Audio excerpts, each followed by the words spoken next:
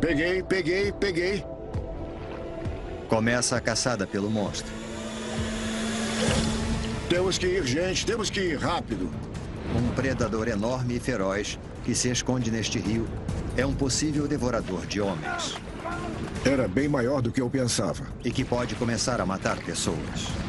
Ele me puxou de volta para o barco e disse: nunca mais faça isso de novo. Era enorme. Agora o desafio é identificá-lo antes que ataque novamente.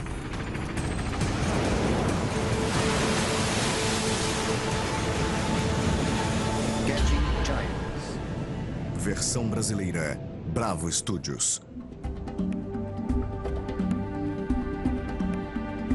Onde o Oceano Índico encontra o rio Breed, na África do Sul, existem lendas sobre um enorme e misterioso predador.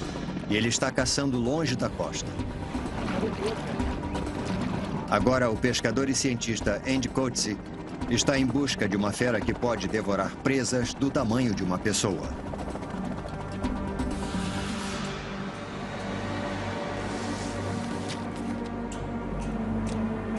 Essa corvina pesa 48 quilos e acabou de ser abatida. Imagine o tamanho do predador que consegue devorar uma coisa desse tamanho.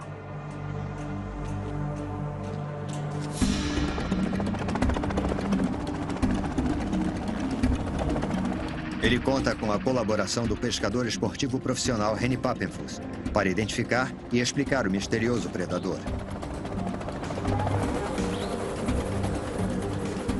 Henny e eu nos conhecemos pela reputação um do outro, mas essa é a primeira vez que nos encontramos.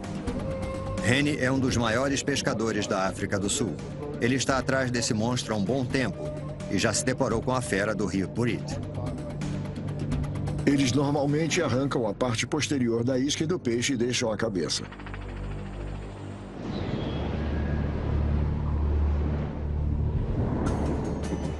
Como todo bom pescador, Henny já fez o reconhecimento do território.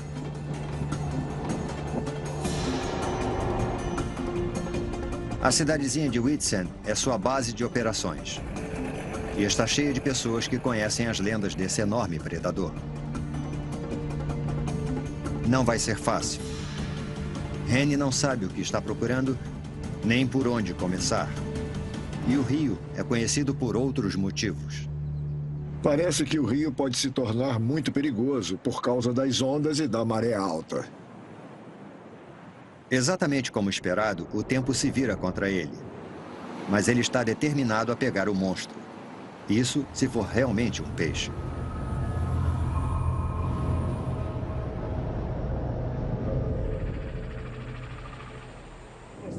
Até o momento, tudo o que Andy sabe sobre o predador vem de boatos e histórias.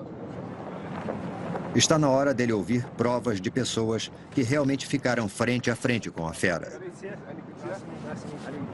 E eles gostam de roubar seu peixe e conseguem abocanhar uma corvina africana de 45 quilos com a mesma facilidade que você morde uma banana, meu amigo.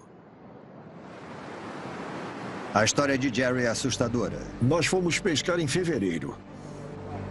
É o final do verão de 2008. Jerry e seus amigos estão pescando corvinas africanas. Um grande jogo de pesca em questão de minutos, uma fisgada violenta. Só uma coisa consegue dar um puxão daquele, só uma corvina enorme. A batalha para pegar o peixe é árdua. A briga foi tranquila por 5 minutos, mas depois mudou de rumo. A minha corvina ficou furiosa.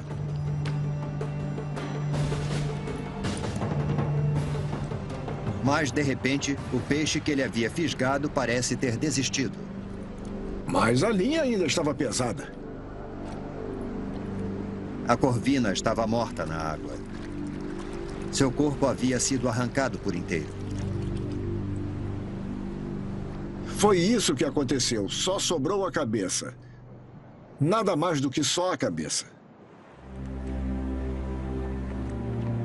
Essa história confirma os boatos que me trouxeram aqui em primeiro lugar. O que quer que esteja roubando os peixes dos pescadores deve ser enorme. Estou a caminho de Durham, sede de um instituto de pesquisa em grandes predadores marinhos da África.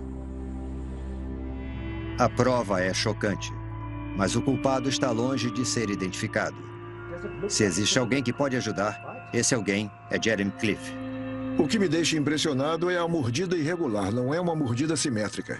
A primeira reação ao ver o peixe mutilado foi pensar que aquilo poderia ter sido obra de um dos predadores aquáticos mais conhecidos da África, o crocodilo do Nilo. Eles atacam qualquer coisa, inclusive humanos. Os crocodilos atacam até 200 pessoas todo ano pelos rios da África. Eles podem atingir 6 metros de comprimento e conseguem arrancar um peixe grande do anzol com facilidade. Seria ele o misterioso predador do rio Para Bridge? mim, poderia muito bem ser um crocodilo. Os dentes dos crocodilos não são afiados. Eles são feitos para morder e rasgar. Os crocodilos arrancam pedaços das suas vítimas utilizando uma técnica conhecida como o giro da morte. O giro da morte deixa uma marca de mordida que parece bater com o que Jeremy e eu vemos nas fotografias, mas ela não bate com o que o pescador viu. Não vi nenhum giro da morte em momento algum. Um crocodilo enorme no Rio Bridge é uma possibilidade remota. Mas existe uma grande controvérsia nessa teoria. Nós sabemos que o crocodilo do Nilo tem distribuição tropical. O Rio Bridge está no extremo sul, onde o mar é relativamente frio. E é provável que o rio seja bastante frio também. A temperatura da água no verão chega a 23 graus Celsius. Mas no inverno ela cai para 13 graus. Muito fria para um crocodilo. Além disso, ninguém nunca viu um antes. Tenho quase certeza de que não estou atrás de um crocodilo do Nilo. Fiquei sabendo de uma moradora que realmente viu o misterioso predador na superfície do Rio Bridge. Oi, Margie. Oi, Andy. Como vai? Como está a pesca? Está um pouco parada Margie hoje. Pretorius pesca aqui há anos. Mas em novembro de 2008, Margie e sua amiga Cheryl viram algo que abalou a comunidade de pescadores e cientistas. A Cheryl e eu decidimos vir pescar aqui na fazenda. Eu vi aquela coisa na água e disse para ela, tem uma cobra vindo na nossa direção. Mas o que ela achou que fosse uma cobra enorme era algo muito mais surpreendente. Mas aí ele se virou e deu para ver a nadadeira dorsal e a caudal.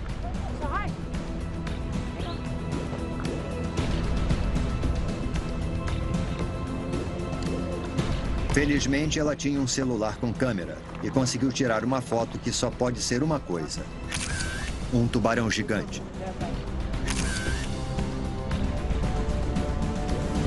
Nossa. Entre a nadadeira dorsal e a caudal tinha quase 2 metros. Era enorme. Essas fotos são incríveis. Não tenho dúvida alguma de que estamos lidando com um tubarão muito grande. Agora nós podemos observar a marca da mordida de novo e tentar responder a pergunta mais importante. Que tipo de tubarão poderia estar vivendo 5 quilômetros rio acima? Os 4 que me vêm à cabeça são o tubarão de pontas negras, o tubarão touro, o tubarão branco e o tubarão cabeça chata. Tenho quase certeza de que um deles é o nosso predador misterioso. Todos eles são encontrados pela costa sul-africana e podem caçar rio acima sem problemas. O tubarão de pontas negras é rápido e feroz. Pode chegar a 2,5 metros. Geralmente é encontrado em alto mar e em grande número. O tubarão touro chega a atingir mais de 3 metros de comprimento. Sua má fama fica por conta dos dentes assustadores que podem ter causado a mordida desordenada que Andy observou. Os tubarões touro caçam em estuários e às vezes são vistos respirando na superfície para controlar a flutuabilidade. O tubarão branco é o mais temido de todos os tubarões e pode chegar a 6 metros de comprimento. Com dentes e mandíbulas perfeitamente projetadas para cortar e arrancar grandes pedaços de carne, os tubarões brancos também se desenvolvem em águas frias, como os que foram encontrados na região de Southern Cape, na África do Sul, onde as temperaturas caem para 11 graus Celsius. O tubarão cabeça chata também tem a má fama de ser um devorador de homens. poderoso e agressivo, esses tubarões chegam a atingir 3,5 metros de comprimento. Como seu nome africano sugere, os tubarões do Zambeze são encontrados nos rios. Eles são tolerantes à água doce, mas não são conhecidos no extremo sul. 4 tubarões perigosos. Qualquer um pode ser a fera do rio Breed. Só existe um jeito de ter certeza.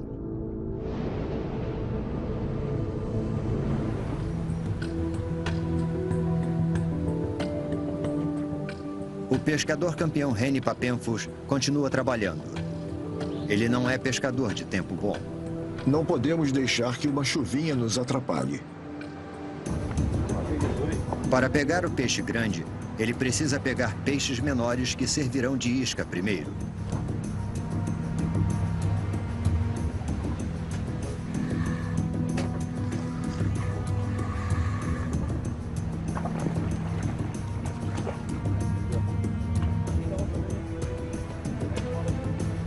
Cinco quilômetros rio acima, alguns membros da equipe de Henny já se mobilizaram para capturar o monstro.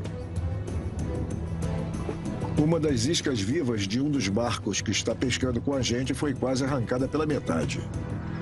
Não são os ferimentos graves que ele viu nas fotos. Para Henny, é a prova concreta de que existe algo grande por aí.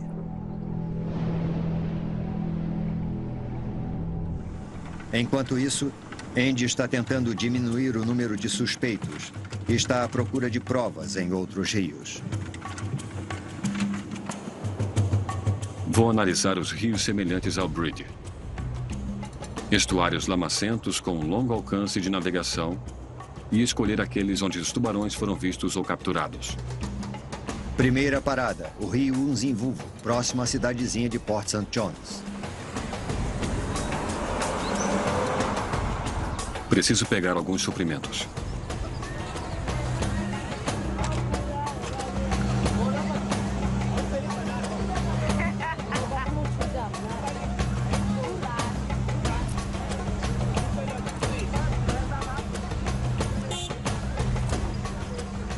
Não é para os tubarões, é para mim.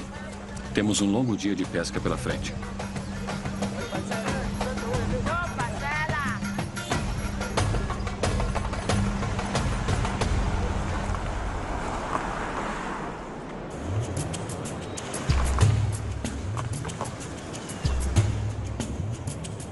As condições aqui são quase iguais às do rio Breed.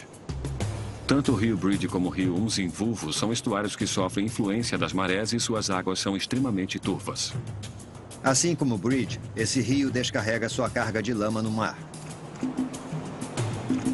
Andy quer saber se existem tubarões por aqui. Estou me baseando na teoria de que qualquer tubarão que consiga viver nessa água também consegue viver no rio Breed.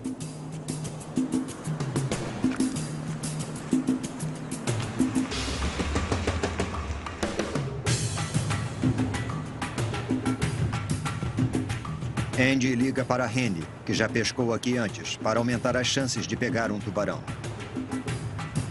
Primeiro, eles precisam de iscas.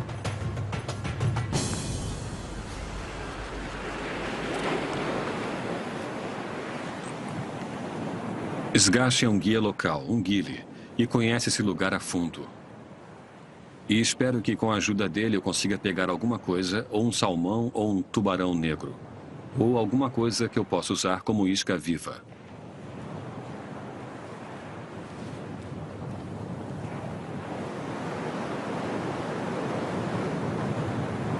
Pescar aqui é perigoso. A encosta irregular e rochosa é extremamente escorregadia.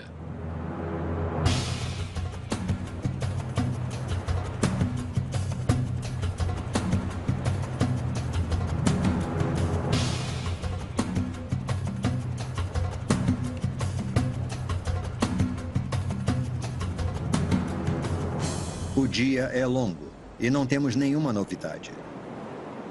Mas finalmente Henny fisga algo grande. Olha lá, ele está pulando, olha lá.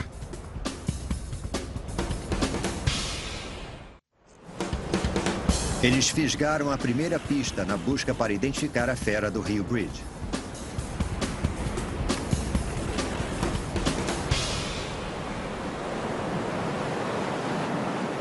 Pronto.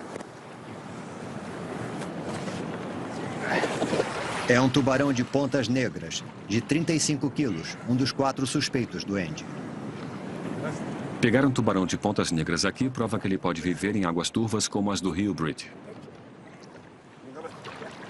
Mas existe um problema com os tubarões de pontas negras. De todos os suspeitos, eles preferem as águas mais quentes. Eles provavelmente não sobreviveriam no Rio Bridge, onde a água é mais fria, em média 3 graus a menos do que aqui no Rio Unzinvuvu, o extremo de temperatura que os tubarões de pontas negras conseguem suportar.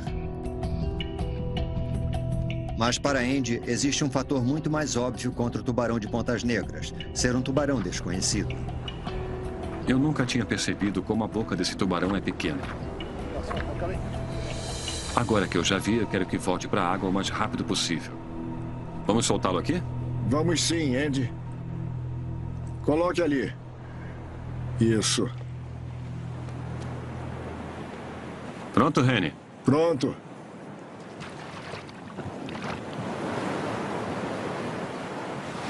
A presa arrancada das linhas dos pescadores no Rio Bridge é a corvina africana. Peixes muito grandes que às vezes chegam a pesar 70 quilos.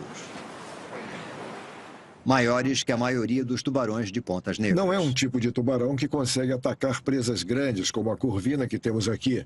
Talvez peixes de 10 ou 15 quilos, provavelmente. Então isso elimina o tubarão de pontas negras da lista de possíveis predadores do Rio Bridge? Andy precisa continuar procurando. Em seguida, ele vai em direção ao rio Nahum, cenário de 2 ataques de tubarões. Um foi no estuário e o outro na zona de arrebentação, a alguns quilômetros da foz do rio. Alguns anos atrás, no Recife do Nahum, um tubarão branco atacou e matou um surfista e deixou um cara que tentou ajudar gravemente ferido.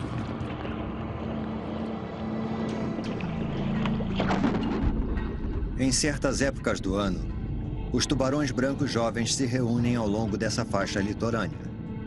Eles se adaptam facilmente às águas frias, que podem chegar a 10 graus Celsius. Tanto o rio Nahum quanto o rio Bridge estão na zona de ataque desses tubarões. E dos suspeitos que restaram, o tubarão branco, o tubarão touro e o tubarão cabeça chata, o dono da maior mordida é, sem dúvida, o tubarão branco. Com certeza é o principal candidato. Um tubarão como esse não teria dificuldade alguma em atacar uma corvina e arrancar metade dela. É um peixe enorme. O que me preocupa é que eles não são comuns em estuários.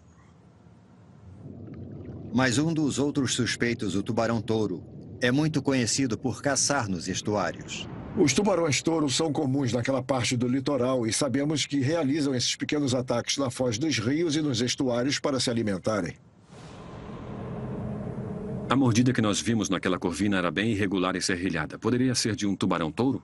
Poderia, mas acho que uma corvina daquele tamanho é um pouco grande até mesmo para um tubarão-touro.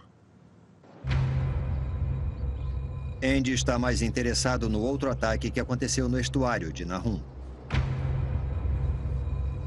Talvez isso me dê algumas ideias. Felizmente para nós dois, a vítima do ataque sobreviveu para contar a história. Eu cheguei na praia para remar, como faço todo dia, e vi um pescador lutando para pegar um peixe bem grande. A vara estava bem pesada e estava arqueada, e a linha estava esticada. No impulso do momento, Richard rema até o pescador para ajudá-lo a pegar o peixe.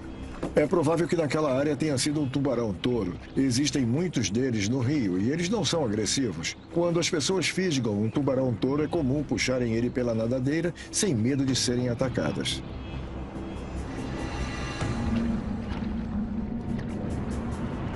Então ele faz o que a maioria das pessoas considera loucura quando há um tubarão na água. Eu pulei do barco e a água era bem turva. Eu estava com a cabeça dentro da água e acabei pegando a linha e vi a nadadeira para lá e para cá. Quando eu mergulhei, eu vi a linha arrebentar. Mas eu agarrei a nadadeira e me levantei. De repente, eu me dei conta de que era muito maior do que eu pensava. O tubarão se vira para atacar. Depois eu percebi que não era um tubarão-touro, era um tubarão de Zambeze. O tubarão do Zambeze, ou tubarão cabeça chata, é um dos mais mortais do mundo. E eu estava me debatendo, tentando me afastar o máximo que podia do tubarão. Coloquei o braço para cima para me defender e a mandíbula superior dele pegou de raspão no meu braço e fez um estrago. O único jeito dele sair do rio é pular num recife.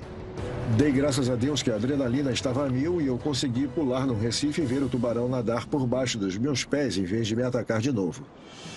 O filho do Richard, Matthew, e um amigo percebem o ataque e correm para ajudá-lo. Ambos são salva-vidas treinados e sua reação imediata provavelmente salvou a vida do Richard. Outro morador, Andrew Carter, estava passeando com os cachorros na praia.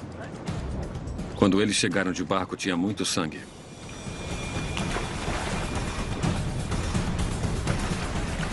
Levaram ele para o carro, que estava a uns 500 metros de distância, e correram para o hospital. Richard Talbot teve sorte em escapar. Mas a sua história levanta uma possibilidade assustadora sobre o tubarão do Rio Bridge. O ataque em Nahum faz Andy se lembrar de um episódio infeliz na longa história de ataques mortais por tubarões na África do Sul. Andy decide se debruçar nos documentos de um acontecimento que os sul-africanos chamam de Dezembro Negro. A temporada mais conhecida e violenta de ataques de tubarões na história da África do Sul. E eu fico imaginando se essas terríveis histórias podem nos dizer alguma coisa sobre o tubarão do Rio Bridge. A matança aconteceu nas famosas praias da costa de KwaZulu-Natal, a mais de 1000 quilômetros do Rio Bridge.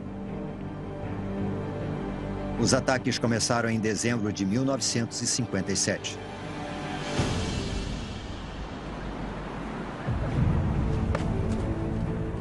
Tem sido um Natal trágico e assustador para os turistas nesta área do litoral da África do Sul. Desde o primeiro ataque no ano passado em Kahardine, foram registrados mais de 4 ataques de tubarões. Uma das vítimas morreu e os protestos para que seja tomada uma providência aumentam a cada dia.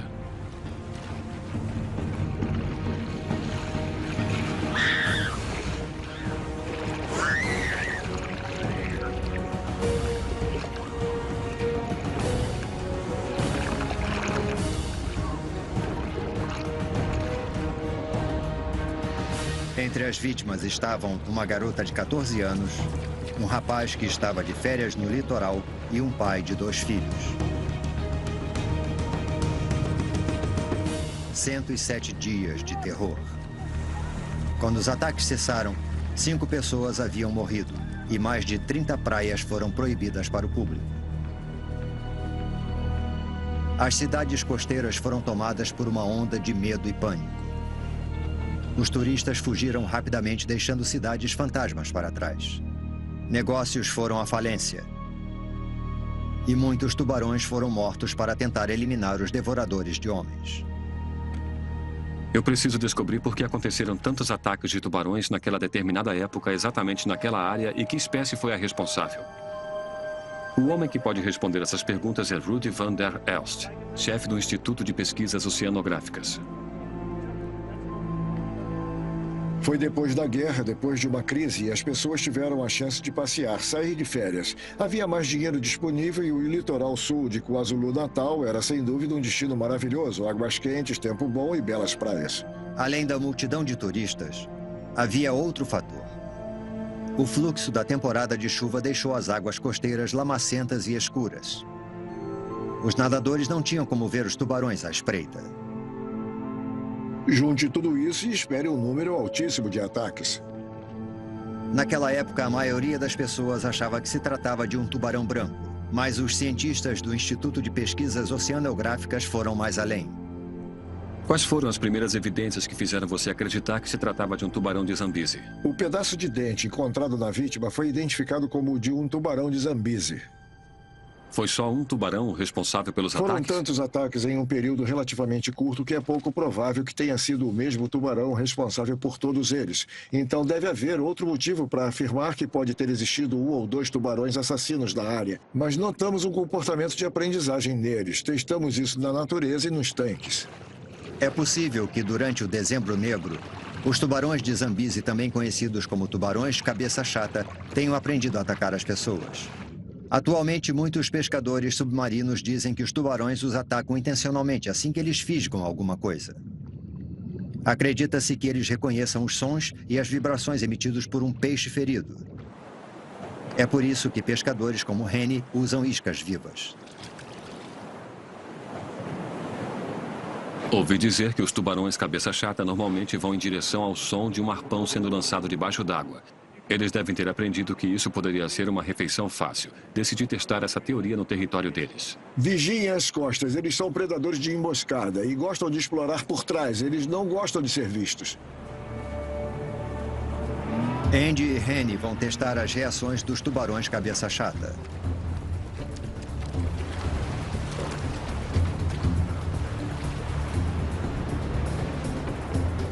Eles se dirigem a um recife muito conhecido pela presença desses tubarões enormes e poderosos.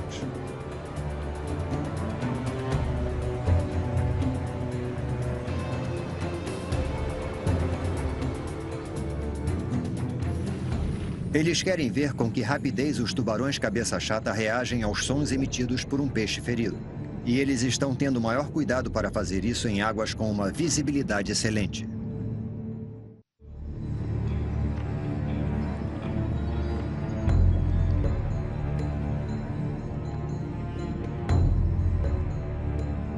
Seria perigoso demais fisgar um peixe aqui. Então Andy imita o som de um peixe ferido, esmagando uma garrafa de plástico. Os tubarões que estão perto bastante para ver que não se trata de um peixe não dão a mínima.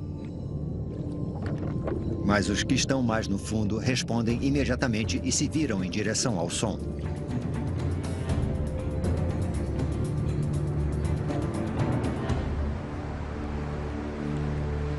Que experiência incrível. Acho que tinha uns 5 ou 6 tubarões de Zambezi na água, nadando calmamente ao meu redor.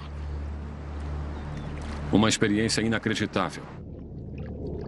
Está claro que os tubarões cabeça chata são capazes de aprender. Eles são atraídos não só pelos sinais de socorro de um peixe ferido, mas também por outros sons associados a isso. De volta ao Rio Bridge, o monstro se esconde. Ele também parece ter aprendido a identificar os peixes fisgados pelos pescadores. Talvez tenham sido atraídos pelo barulho dos motores dos barcos de pesca. Além disso, tem o ataque a Richard Tebbot, no Rio. E os ataques de Dezembro Negro que aconteceram em águas turvas.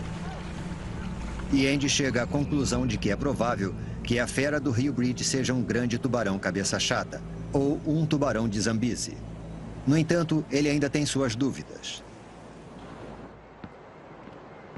Na busca pela verdade sobre a fera do Rio Bridge, Andy quer saber como os tubarões cabeça chata conseguem viver tanto nas águas salgadas dos oceanos como nos rios de água doce no interior. Para descobrir, ele deve explorar a anatomia deles, mas para isso, ele precisa de um tubarão. Existe um lugar que ele pode ter certeza de que vai encontrar um, nas redes de tubarões que protegem as praias perto de Durban. As redes de tubarão fazem parte da vida sul-africana desde o Dezembro Negro. Durante todo esse tempo, aconteceram somente 2 mortes por ataque de tubarões.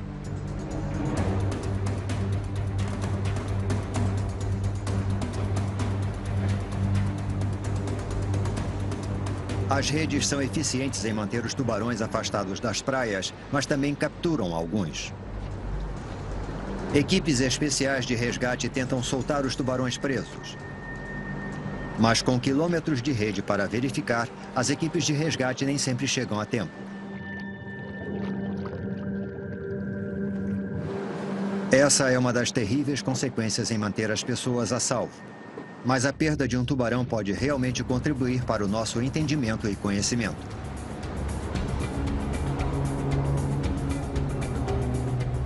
Jeremy Cliff e eu vamos fazer uma autópsia nesse tubarão morto e vamos dar uma olhada nos órgãos para ver se existem pistas que podem nos levar à criatura do Rio Bridge. A primeira coisa que eu quero saber é como um tubarão cabeça chata consegue caçar no rio lamacenta como o Bridge, onde ele não consegue enxergar. Se observarmos com atenção ao redor da narina, conseguimos ver diversos poros aqui. Eles conseguem detectar campos elétricos muito fracos. Os tubarões dependem desses poros, chamados ampolas de Lorenzini, para rastrear as presas que não conseguem enxergar. Os tubarões cabeça chata também têm um olfato bastante aguçado. Acreditamos que consigam sentir o correspondente a uma colher de sopa de sangue numa piscina cheia d'água. Eles são fantástico. basicamente narizes que nadam. Os tubarões cabeça chata têm outra técnica para localizar suas presas quando estão sem visibilidade. Eles fazem isso por meio da linha lateral localizada na lateral do corpo. E se você observar aqui, pode ver a linha ao longo da lateral do corpo. A linha lateral permite que o peixe detecte movimentos e mudanças de pressão. É extremamente útil para caçar em águas turvas e, sem dúvida, ajuda o tubarão no rio Bridge a localizar os peixes fisgados pelos pescadores. Mas existe outra razão que me faz ter quase certeza de que a criatura do rio Bridge é um tubarão cabeça chata. A sua notável capacidade de viver em água doce. Para sobreviver no rio e nas águas salgadas dos oceanos, os tubarões precisam equilibrar as concentrações de água e sal do seu corpo com as do meio externo. Os tubarões cabeça chata conseguem fazer isso melhor que qualquer outra espécie de tubarão. Essa habilidade única se deve a dois órgãos. Primeiro, eles têm rins especialmente adaptados e bastante eficientes. O fluxo de água doce que entra no corpo pelas brânquias é bastante grande, então é preciso eliminá-la pela urina. É por isso que os rins são muito importantes. Outro órgão essencial é a glândula retal dos tubarões cabeça chata, que concentra e elimina o excesso de sal. Aqui está, bem pequena e insignificante, mas extremamente importante. Mas ali estava, talvez a prova mais concreta que eu poderia esperar descobrir nessa autópsia. Um ossinho no conteúdo estomacal do tubarão cabeça chata. Isso é muito interessante. Isso é um ossinho do ouvido, ou otólito. Os otólitos são como as impressões digitais dos peixes. Através deles pode-se identificar a espécie, a idade e até o local de nascimento do peixe. E esse otólito é definitivamente de uma corvina africana. É a peça que estava faltando. O que quer que esteja devorando aqueles peixes no rio Bridge está devorando corvinas grandes. Certo. A trama está se fechando. Agora Andy tem certeza da identidade do culpado. A ciência se manifestou e para Andy, os otólitos são a prova. Ele está convencido de que o monstro do rio Bridge é um tubarão cabeça chata, notáveis devoradores de homens.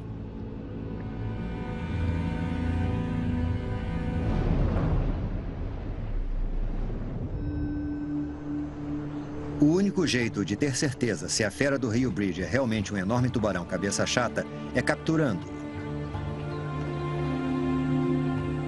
Henry e sua equipe estão trabalhando no caso há dias. No dia anterior, algo arrancou uma enorme isca viva de uma de suas linhas. Ele só espera que o autor desse feito ainda esteja por lá e que ainda esteja faminto.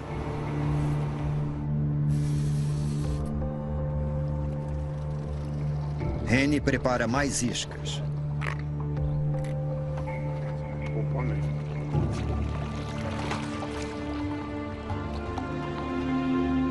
E continua a caçada.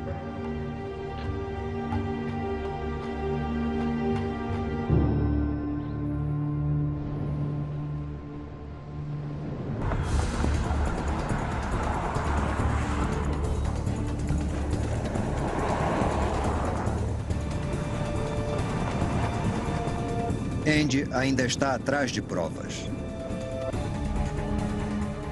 Minha busca está chegando ao fim. Será que existe alguma coisa no rio que está escondendo o monstro?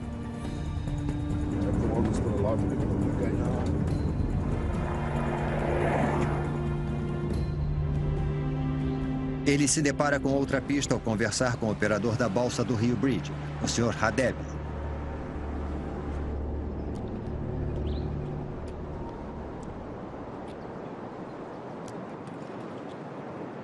Eu perguntei ao Sr. Hadeb se ele ouviu falar de um tubarão ou se viu um tubarão no rio. Ele disse que viu. Isso é extraordinário, considerando que a balsa está 32 quilômetros rio acima. Marés violentas invadem o Rio Bridge, o que permite que os tubarões de mar aberto nadem rio acima. Mas 32 quilômetros? A capacidade do tubarão cabeça chata de migrar da água salgada para a doce poderia explicar o que o Sr. Hadeb viu. Mas existe uma enorme desvantagem quanto ao tubarão cabeça chata ser a fera do Rio Bridge. Eles são encontrados principalmente em águas tropicais. Sua área de abrangência conhecida termina a 366 quilômetros ao norte do Rio Bridge. Se o tubarão cabeça chata for o predador desconhecido do Rio Bridge, então ele está vivendo em águas muito mais frias do que os limites conhecidos cientificamente para sua espécie. Andy se junta aos guardas florestais que monitoram constantemente as condições do Rio Bridge para ver se conseguem esclarecer como seria possível um tubarão cabeça chata estar vivendo tão além da sua área de abrangência. Estamos interessados em medir até onde o sal vai. E vai até uns 52 quilômetros. Temos estações específicas onde paramos para medir o gradiente de salinidade e a profundidade e outros parâmetros, como a concentração de oxigênio e a temperatura. O monitoramento do rio indica que os níveis de sal no Bridge podem mudar rapidamente. É um sistema muito dinâmico, com um fluxo muito intenso e a salinidade pode variar em questão de horas com as inundações. O único tubarão que conseguiria se adaptar a mudanças tão radicais de salinidade é o tubarão cabeça chata. Mas a água gelada da região vai contra tudo o que conhecemos sobre a área de abrangência dessa espécie. Apesar de todas as provas, ainda estou perplexo pelo fato de estar tão distante da área de abrangência que conhecemos. Para um tubarão de Zambeze sobreviver aqui, ele teria que ser muito tolerante ao frio ou as águas do Rio Bridge teriam que estar esquentando. E Andy descobre que é exatamente isso que está acontecendo. As temperaturas no rio parecem estar aumentando. Temos notado que muitas espécies que eram tropicais estão migrando para este sistema. As observações do Nick poderiam ser a peça final do quebra-cabeças que tenho tentado montar. Se outras espécies tropicais estiverem presentes no sistema do Rio Bridge, talvez o tubarão cabeça chata as tenha seguido. Se isso for verdade, seria uma descoberta incrível, considerando que a área de abrangência conhecida do tubarão cabeça chata termina a aproximadamente 400 quilômetros ao norte. Andy liga para Rene mais uma vez para ver se ele consegue fisgar alguma outra espécie que seja de águas tropicais que tenha migrado.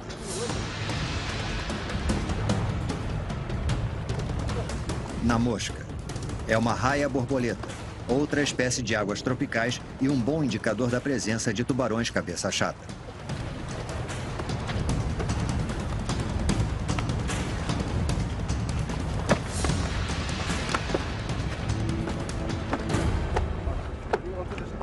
Traz ele aqui para a areia, Andy. Nada mal para uma raia-borboleta, não é? Vamos devolver? Vamos. As raias são os principais alimentos dos tubarões, então agora está ainda melhor. Tenho certeza de que o tubarão cabeça chata está por aí em algum lugar.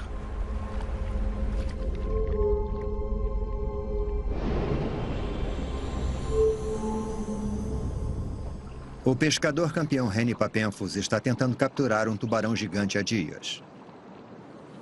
Acho que era meio-dia quando eu disse para os meus companheiros na tripulação do barco que a gente devia sair e comprar comida para levar no barco. O capitão disse para a gente esperar mais 1 hora ou 2 e ver o que acontece. E eu não tinha a mínima ideia do que estava para acontecer.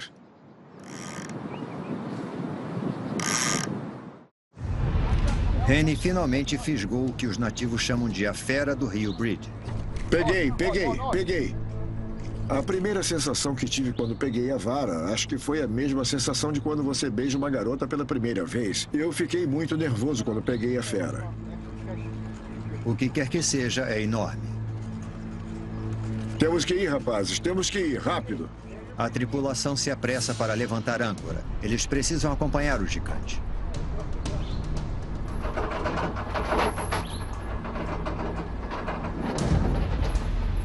Podemos continuar agora. Tá bom, âncora Se eles erguida. não seguirem, a fera pode arrebentar a linha e escapar.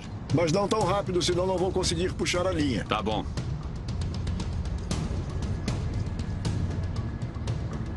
Peguei.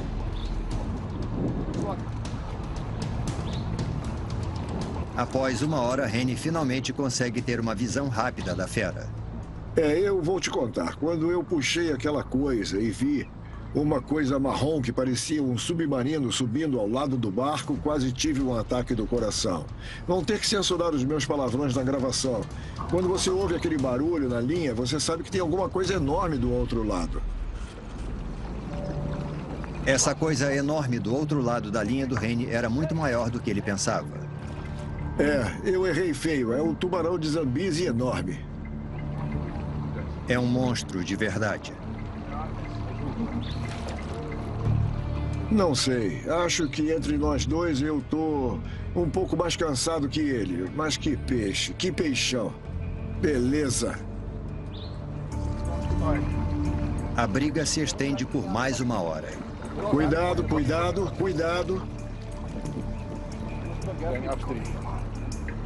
Henny tenta puxar o enorme tubarão em direção ao barco com as mãos. Ele precisa impedir que a fera vá para debaixo do barco e arrebente a linha.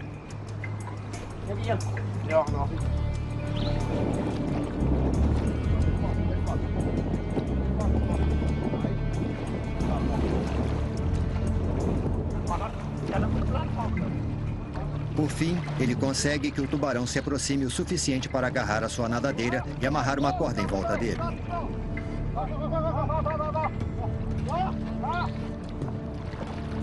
Aí a luta tinha terminado. Ele era nosso.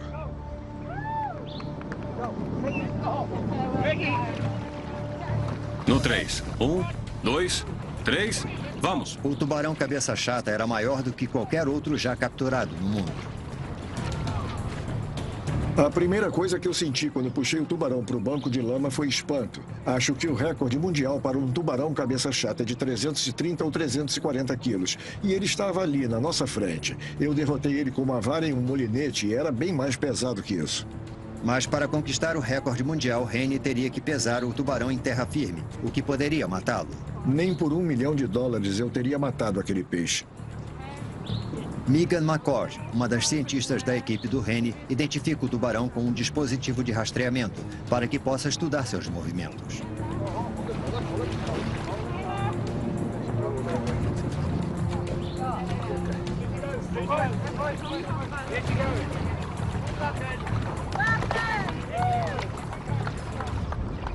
É como se um pedaço de mim estivesse no rio, para ser sincero. Lá vai ele. Lá vai ele, tchau.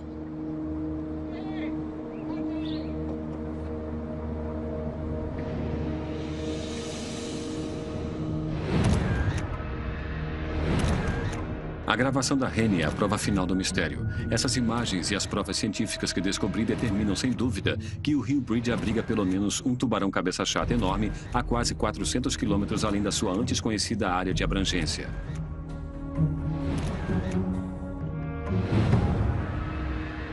E agora que nós podemos acompanhar o tubarão até 20 quilômetros rio acima, os cientistas têm uma nova e fascinante teoria. Acabamos de descobrir que essa poderia ser uma subpopulação isolada do resto dos tubarões de Zambezi na África do Sul. Existe uma lacuna enorme na distribuição.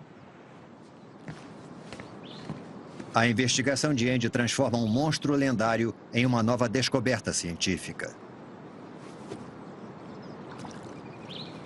Agora os pescadores sabem que o misterioso predador é um tubarão de Zambezi. Um tubarão cabeça chata. O devorador de homens do Dezembro Negro. Mas eles não parecem preocupados. Eles nunca atacaram um ser humano neste rio. Muitas pessoas nadam aqui durante os meses de verão? Nadam, com certeza. E ninguém nunca foi perturbado? Ninguém nunca foi perturbado. É só... Você pode sempre ser o primeiro, não é? Eu não te aconselho a tentar. O tubarão e os moradores dessa cidadezinha pesqueira parecem viver em harmonia. Mas se a fera do Rio Bridge desviar sua atenção das conquistas dos pescadores, o Dezembro Negro pode voltar a acontecer.